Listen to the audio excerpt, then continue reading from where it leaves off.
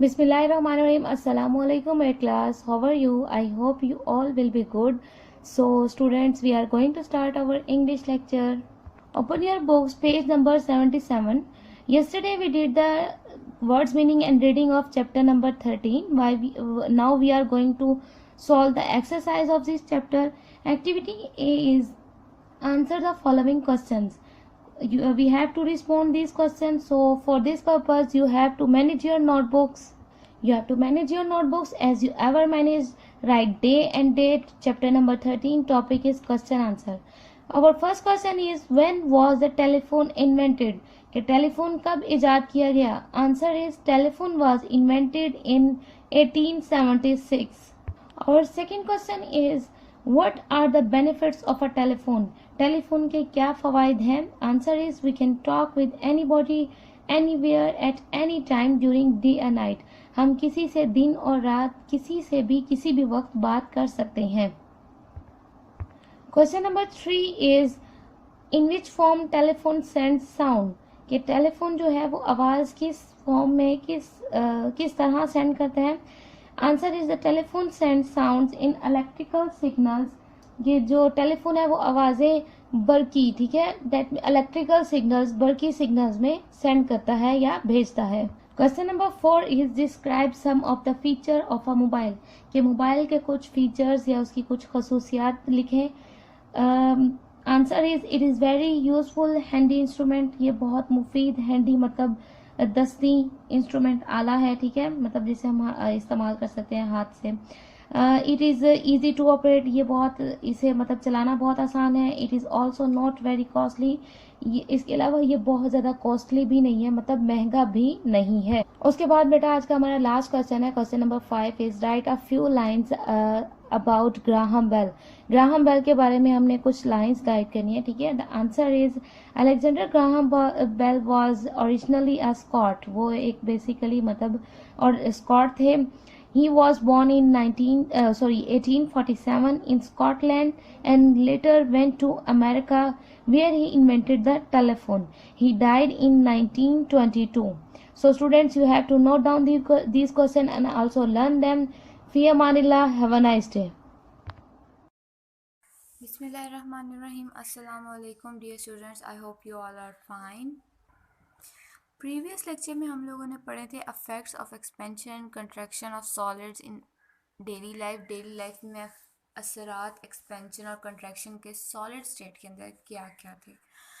Expansion, इसमें हमने पढ़ा था expansion gaps in concrete roads. Concrete की रोड में इनके जो रोड्स हैं उनके अंदर गैप्स क्यों डाले जाते हैं, उसकी क्या वजूहत है. उसकी वजूहत है कि समर में जब हीट ज़्यादा होती है तो जो सड़क होती है वो भी मेटल की होती है, उसमें मेटल मटेरियल्स पाए जाते हैं, वो सॉलिड स्टेट में आते हैं, तो वो जो है वो एक्सपेंड होने लग जाते हैं. और उनकी एक्सपेंशन की वजह से अगर उनके दरमियान हम गैप नहीं डालेंगे तो दरारें आ सकती हैं, रोड हमारी टूट सकती है.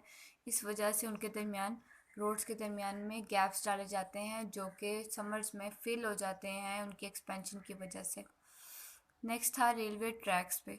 रेलवे ट्रैक्स के को जौन सा है वो 2 ट्रैक्स को वेल्ड नहीं किया जाता, उनकी लाइंस को राइवेट और बोल्ट और नट की मदद से जोड़ा जाता है ताकि, और उनके दरमियान में भी गैप रखा जाता है ताकि जब समर्स में उनकी एक्सपेंशन हो, जब हीट की वजह से वो एक्सपैंड हो तो वो टेढ़ी मेढ़ी ना हो जाएं. अगर वो टेढ़ी मेढ़ी हो जाती हैं, यानी कि कई कई जगहों से उनकी शेप चेंज हो जाती है, तो वो मुश्किल होती है ट्रेन्स को उनके ऊपर से गुजरने में, मूव करने में.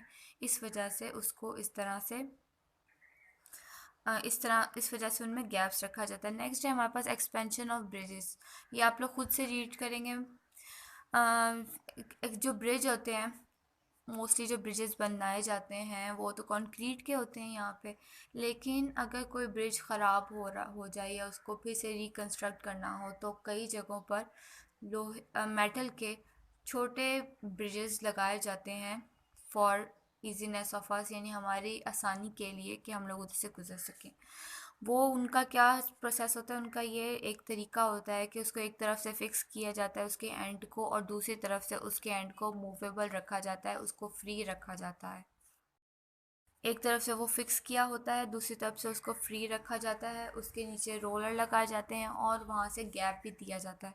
गैप्स देने की वजह से, गैप देने की वजह क्या होती है? गैप देने की वजह ये होती है कि जब एक्सपेंशन हो इसमें, तो हमारा जो ब्रिज है उसकी वजह से किसी चीज़ को नुकसान ना पहुँचे, कोई चीज़ नुकसान का सबब ना बने। उसकी जो एक्सपेंशन हो वो उसी जगह पे हो जहाँ पे उसको जगह, यानी कि जहाँ पे स्पेस है, ना कि वो साइड से या फिर उसकी शेप ख़राब हो जाए या फिर उसकी एक्सपेंशन की वजह से किसी चीज़ को नुकसान पहुँचे। इस वजह से उसके दरमियान में यहाँ पे गैप रखा जाता है और उसको फ्री रखा जाता है, ताकि एक तो अगर इसको यूज़ ना करना हो तो इसको रिमूव किया जा सके, और सेकंड इसलिए भी कि जब इसमें एक्सपेंशन हो तो ब्रिज को और किसी चीज़ को नुकसान ना पहुँचे। सेकंड है हमारे पास overheated power lines and telephone wires. हम लोग अक्सर देखें पोल्स, इलेक्ट्रिक पोल्स जौन से होते हैं, उनकी जौन सी वायर्स होती हैं उनके ऊपर जौन सी इलेक्ट्रिसिटी की वायर्स आ रही होती हैं, वो अक्सर ढीली होती हैं, वो सख्त नहीं होती हैं, उनके दरमियान में यानी कि हल्की सी स्लोप हो रही होती है। और अगर हम लोग देखें जौन सी ग्रिड स्टेशन वगैरह से वायर्स आ रही होती हैं, जो ग्रिड स्टेशन वगैरह से इलेक्ट्रिसिटी हम तक पहुंच रही होती है, वो ज़्यादा हैवी वायर्स होती हैं, वो ज़्यादा वोल्ट की होती हैं, इस वजह से उनकी जो वायर होती है वो भी काफ़ी ज़्यादा मोटी होती है, वो भी मेटल की ही होती है। तो उसके दरमियान में इस तरह से गैप, यानी कि एक तो गैप होता है, दूसरे नंबर पे उसके दरमियान में ढील दी जाती है, उनको ढीला रखा जाता है, ताकि जब कभी एक्सपेंशन हो तो इसकी वजह से वो ज़्यादा स्ट्रेच ना हो जाए, ताकि वो ज़्यादा स्ट्रेचिंग में ना आ जाए, और ज़्यादा सख्त होने की, एक्सपेंशन और कंट्रैक्शन की वजह से उनको नुकसान ना पहुंचे। इसकी वजह से इन दोनों के दरमियान में एक तो टू वायर्स आ रही होती हैं, एक में एनोड होता है, एक में कैथोड होता है, और इन दोनों के दरमियान में गैप रखा जाता है, प्रॉपर गैप रखा जाता है, ताकि ये दोनों एक दूसरे के साथ ना मिलें। अगर ये दोनों आपस में टकराती हैं तो स्पार्क होने का ख़तरा रहता है। इन दोनों के दरमियान में प्रॉपर गैप रखा जाता है ताकि ये एक दूसरे से ना टकराएं। अगर ये टकराएंगी तो एक तो नुकसान होगा, दूसरे नंबर पे स्पार्किंग होती है जिसकी वजह से आसपास के लोग भी अफेक्ट हो सकते हैं। सेकंड, एक्सपेंशन और कंट्रैक्शन की वजह से जब गर्मी होती है, जब हीट पड़ती है, तो क्या होता है कि वो जो मेटल है वो एक्सपैंड होने लग जाता है, तो इसमें भी एक्सपेंशन होती है जिसकी वजह से जो वायर्स होती हैं वो मज़ीद ढीली हो जाती हैं। लेकिन जब कॉन्ट्रैक्ट होती हैं विंटर में तो उनके दरमियान में तो वो जो एक्सपेंशन होती है वो कम हो जाती है। लेकिन अगर इनके दरमियान हम गैप नहीं रखेंगे तो फिर एक्सपेंशन तो ठीक है, लेकिन जब उसकी कॉन्ट्रैक्शन होगी तो वो नुकसान का सबब बन सकती है। सेकंड, फिफ्थ है इसका पार्ट, लार्ज बेंड्स इन पाइप्स। जो पाइप्स होते हैं जिनमें से कोई लिक्विड हॉट और कोल्ड गुजारा जाता है, या उनमें से कोई गैसेज हॉट और कोल्ड गुजारी जाती हैं, उनके दरमियान में बेंड्स रखे जाते हैं। उनको सीधा ही नहीं, यानी कि डाला जाता, उनके दरमियान में लार्ज टाइप ऑफ बेंड्स रखे जाते हैं, ताकि जब कभी हीटनेस की वजह से एक्सपेंशन हो तो उस पर ईज़िली काबू पाया जा सके, और कॉन्ट्रैक्शन की पर भी ईज़िली काबू पाया जा सके, उसकी वजह से हमारे पाइप्स और किसी चीज़ को नुकसान ना पहुंच सके।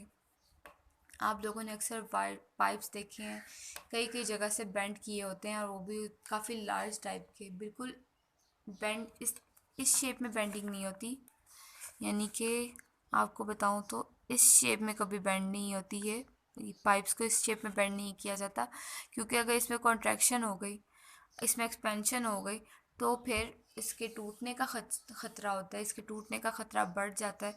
इसलिए जब भी पाइप्स को बेंड करना होता है तो उसकी एक स्पेसिफिक शेप बनाई जाती है, ताकि वो कभी भी एक्सपेंशन और कंट्रैक्शन की वजह से वो लीक ना कर जाए, उसमें उसमें वो टूट ना जाए, उसके अंदर कोई क्रैशेस ना आ जाए, क्रैक ना आ जाए। इस वजह से उनको इजी बेंड्स दिए जाते हैं, ताकि वो उनको उनके अंदर से जो भी मटेरियल गुज़र रहा हो वो इजीली गुज़र जाए, और एक्सपेंशन का ज़्यादा असर उन पर ना हो। ये थे आपके टॉपिक्स। उम्मीद है आपको समझ आई होगी अच्छे से। इसको अच्छे से घर में रीड कीजिएगा। नेक्स्ट इंशाल्लाह हम कल पढ़ेंगे। अल्लाह हाफिज़। बिस्मिल्लाहिर्रहमानिर्रहीम। अस्सलाम वालेकुम मेरे क्लास। जी बेटा, उम्मीद है आप सब खैरियत से होंगे। हम पढ़ रहे हैं उर्दू, और उर्दू में आज हमने पढ़ना है। जी बेटा, आज हमने इसकी करनी है मश्क, और मश्क में है पहला सबक गर्ल्स गाइड के मुताबिक दुरुस्त जवाब की निशानदेही टिक से करें। बॉय स्काउट और गर्ल्स गाइड दोनों तंजीमें हैं। थर्ड वाला ऑप्शन बैनुल अक़वामी, थर्ड वाला ऑप्शन। ठीक है बेटा, नेक्स्ट है हुब्बुल वतनी और खिदमत खलक बुनियादी खूबियाँ हैं गर्ल गाइड की। ठीक है, ऑप्शन नंबर 3। उसके बाद है जदीद तकाज़ों और हालात को सामने रखते हुए गर्ल गाइड की असूलों पर नज़रसानी की गई 1966 में 1966। ठीक है बेटा, ऑप्शन नंबर 4 है। उसके बाद है बॉय स्काउट तंजीम के बानी हैं लॉर्ड बैडन पाउल, ऑप्शन नंबर 3। गर्ल्स गाइड तंजीम बैनुल-अक़वामी सतह की गैर सियासी तंजीम है, ऑप्शन नंबर 3। गर्ल्स गाइड तंजीम मुश्तमिल है 3 शोबों पर।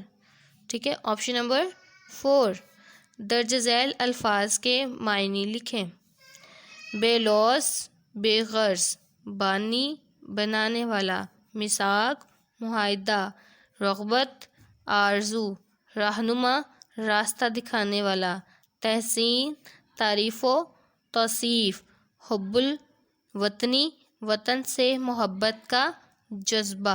जी बेटा, नेक्स्ट है सबक गर्ल्स गाइड के मुताबिक ऊपर वाली सतर के अल्फाज को नीचे वाली सतर के मुतलका अल्फाज से मिलाएं। ठीक है, मुफीद मुज़र, ज़रूरी गैर ज़रूरी, खूबियाँ खामियाँ, जज़ा सज़ा, हौसला अफजाई हौसला शिकनी, इख्तसार तफसील। ठीक है बेटा जी, नेक्स्ट है दर्ज झैल अल्फाज की जमा लिखें। कदर अकदार, खिदमत खिदमात, वस्फ औसाफ, असल असूल, मुल्क ममालिक, लफ्ज़ अल्फाज, ख्वाहिश ख्वाहिशात, नुक्ता नुकात, नज़रिया नज़रियात, जज्बा जज्बात, मरकज़ मराकिस। ठीक है बेटा, इसके बाद है दर्ज झैल अल्फाज व तराकीब को जुमलों में इस्तेमाल करें। ठीक है, इसके जो जुमले हैं, जी बेटा ये हैं आपके जुमले। बेलौस गर्ल गाइड ने अपनी बेलौस खिदमात की बदौलत दुनिया में बहुत नेक नामी हासिल की है। अखलाकी अक़दार की पासदारी हमारा मजहबी फ़रीज़ा है। आहिस्ता आहिस्ता गर्ल गाइड ने आहिस्ता आहिस्ता पूरी दुनिया में बेहद मकबूलियत हासिल कर ली। बिला इम्तियाज़ इंसाफ की फराहमी हर अच्छी हुकूमत का वस्फ़ है। बहसो मुबाहसा बाज़ औक़ात बहसो मुबाहसा लड़ाई झगड़े का बाइस बनता है। रहनुमाई अच्छे रहनुमाओं की रहनुमाई के बगैर कौमें तरक्की की मनाजिल तय नहीं कर सकती।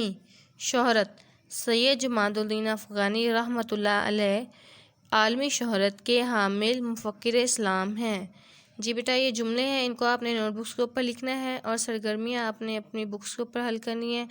और जो भी आपको मॉनिटर कर रहे हो उससे चेक भी लाजमी करवाइएगा। और जब आप स्कूल आएंगे मैं भी चेक करूँगी। तब तक के लिए अपना ख्याल रखिएगा। फ़ी अमानिल्लाह, अल्लाह हाफिज़। बिस्मिल्लाहिर्रहमानिर्रहीम। अस्सलाम वालेकुम dear students, I hope you all will be fine. आज हम बेटा एक्सरसाइज 7.2 का पार्ट 4 सॉल्व करने जा रहे हैं। तो इसमें हमने क्या करना है कि फाइंड अननोन वैल्यू, यानी कि हमारे पास डिफरेंट एंगल्स दिए हुए हैं। तो हमने क्या करना है, इसमें से इसकी अननोन वैल्यू को फाइंड आउट करना है। अब सबसे पहले आपको एक पैरेललोग्राम फिगर नज़र आ रही है। इसमें अब आपके पास पहले ए से बी, बी से सी से डी, डी से फिर जी, जी से एफ़ और एफ़ से एन। ठीक है बेटा, तो सबसे पहले हम क्या करेंगे, ए बी सी डी को लेंगे। इसमें हमारे पास क्या है, ए बी और सी डी जो है ये पैरेललोग्राम है। अब इसमें आप ये देखें कि सी पे 95 डिग्री का एंगल है, एन पे 95 डिग्री का एंगल है और ए पे एक्स एंगल है, ये हमने फाइंड आउट करना है। सबसे पहले अब ये देखते हैं कि सिंस एंगल एक्स जो है ये क्या है, एंगल 95 के कॉरेस्पॉन्डिंग है। ठीक है, एंगल एक्स जो है एंगल 95 के कॉरेस्पॉन्डिंग है, तो हमारे पास एक्स की वैल्यू, एंगल की वैल्यू एक्स की क्या हो जाएगी, 95 डिग्री। उसके बाद है हम दूसरी पैरेललोग्राम लेते हैं AGNF। ठीक है जी, या FN बोल दें या NF बोल दें। तो ये हमारे पास इसमें अब आपको क्या नज़र आ रहा है, ये एंगल और एक आपके पास जो F पे बना हुआ है Y एंगल। तो X की वैल्यू हमने फाइंड आउट कर ली है, अब हमने क्या करना है, Y की वैल्यू फाइंड आउट करनी है। तो here AGFN is parallelogram, two pair of opposite angles are congruent. ठीक है जी, तो ये जो है ये आपस में कॉन्ग्रेंट है, ये A से G और फिर उसके बाद F, तो ये कॉन्ग्रेंट है। तो फिर क्या होगा कि जो X एंगल है वो इक्वल किसके है, Y एंगल के। तो X एंगल की हमने वैल्यू क्या फाइंड आउट की थी, 95 डिग्री। इसी तरह जो है वो एंगल Y की वैल्यू हमारे पास क्या हो गई, 95 डिग्री। ठीक है जी बेटा, ये आज का आपका लेक्चर है, इंशाल्लाह आपको इससे समझ आ गई होगी। अब आपने क्या करना है कि जो 5 और 6 पार्ट है इसका वो आपने होमवर्क करना है, और अल्लाह पाक आपके इल्म में इजाफ़ा फरमाए। फ़ी अमान अल्लाह।